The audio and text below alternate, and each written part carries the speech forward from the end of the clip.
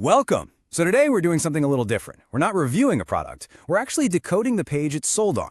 We're going to take one of those super long, really dense Amazon pages and pull it apart, piece by piece. The goal? To learn the secrets that are hiding in plain sight, so we can all become much smarter online shoppers. Let's get right into it. Have you ever landed on a product page and just felt hit by a wall of text? You know, with all the numbers and the jargon and the buzzwords, it's like you need a secret decoder ring just to figure out what you're buying. Well, if that's you, you are definitely not alone. And here's the thing, it's kind of designed to be a little overwhelming. Just take a look at this title for a Shark cordless vacuum. You ready? Shark PowerDetect cordless stick vacuum, powerful suction, HEPA filtration, 70-minute runtime, carpet and hard floor portable, XL dust cup, stick vacuum for pet hair, dark gray, IP1251. Phew, see what I mean? That's not a title, that's a wish list for a search engine. Our mission today is to learn how to see right through this information overload and find what actually matters. So here's how we're going to do it. First, we'll decode that massive title. Then, we'll dive into the big marketing claims and find the fine print they don't want you to see. After that, we'll translate all the technical numbers into what they mean for the real world. By the end of this, you're going to have a complete toolkit for smarter shopping. Okay, first up, that title. I mean, why is it so ridiculously long? The simple answer is, it's not written for you. Not really, it's written for Amazon's search algorithm. Every single word in there is like a little hook, designed to catch whatever search term a shopper might type in. And if you look closely, you can see it has a pretty clear anatomy. You start with the brand, which is Shark. Then you add a key feature, like PowerDetect. You promise a benefit, powerful suction. You specify a use case, pet hair. You list a cool specification like HEPA filtration. And finally, you've got the model identifier. Every single piece is bait for a different kind of search. Okay, so let's scroll down the page a bit to the About This Item section. This is where the brand makes its biggest, boldest promises. This is their main sales pitch, and it's totally designed to grab your attention right away. And wow, they come out swinging. Look at this claim. The best debris cleaning, all caps and everything. That is a huge promise. But look a little closer. You see that tiny little symbol right there at the end? The asterisk? That little star is our very first clue that there's more to this story. And here we go again, up to 70 minutes of runtime. Now, 70 minutes, that sounds amazing for a cordless vacuum, right? That's a massive selling point. But once again, there it is, the asterisk. It's such a quiet little symbol, but man, it carries a whole lot of weight. So what's the story these asterisks are trying to tell us? This is where we put on our detective hats, because the answers are always on the page. They're just tucked away. You know, hidden in the fine print, usually somewhere right below the big, flashy claims. And here it is. This is the gap between the promise and the reality. That best debris cleaning claim, turns out it's based on two very specific, very standardized lab tests. And the best cordless suction?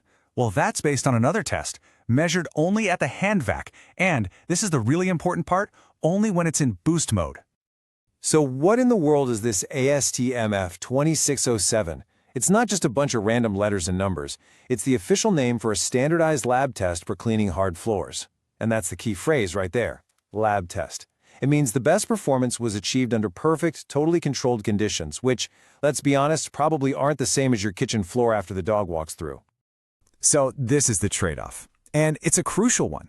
The best suction happens in boost mode, which gives you all the power but drains the battery like crazy. Eco mode is what gets you that amazing runtime we saw earlier, but with way less power. The vacuum just can't be the best at both of those things at the same time. Now, while we're digging around in the fine print, there's one more practical detail you should always check before you buy anything: the return policy. Here, the page makes it super clear. Returns are free and simple. You just start the return in your orders, pick a free shipping option, and drop it off. Knowing this up front is a huge safety net.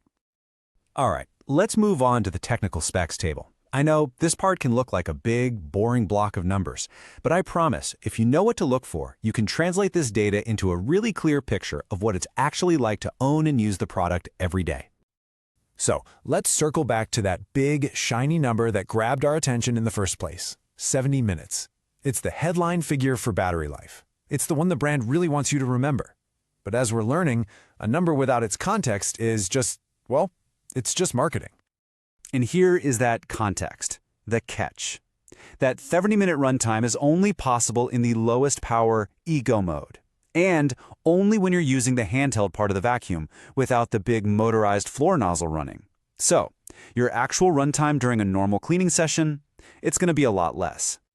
Let's apply that same thinking to the other numbers here.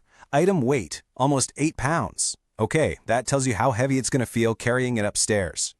Capacity, that tells you how often you'll have to stop and empty the dustbin.